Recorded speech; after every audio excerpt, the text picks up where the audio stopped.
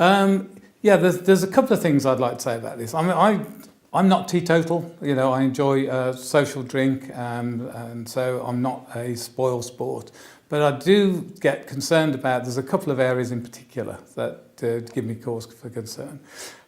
Young people these days a lot of young people, we're talking about a minority, but nevertheless, some seem to set out with the intention of getting completely out of control drunk, and I just don't even begin to understand that. And it does dismay me, frankly, this habit of getting preloaded, off into town, finishing it off, and then behaving in a really very antisocial way, vomiting and urinating around the town and stuff like that. And I just don't understand it. I think it's really unpleasant.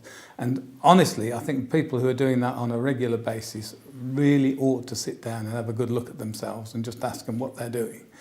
But it isn't only them. The other thing that I do get cross about is in quite a few town centres now, you can't go on a Friday or Saturday night without there being rowdy, often young men, had too much to drink, having a laugh, what to them is having a laugh, which is actually making life quite unpleasant and threatening for the rest of us.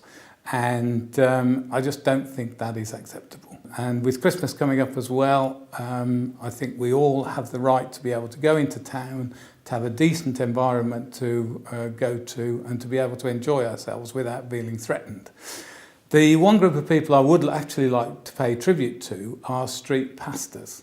Now, if somebody had asked me a number of years ago whether it was able to make a contribution to these areas by walking around with a few lollipops and handing them out to people, I think I would have thought they should lie down in a quiet, dark room and have a think about things. I've been out with the street pastors several times, and I'm hugely impressed by what they do. Really good people doing good work and making a significant contribution to making our towns safer and more fun to go out to. So I really would like to pay tribute to the work that they do.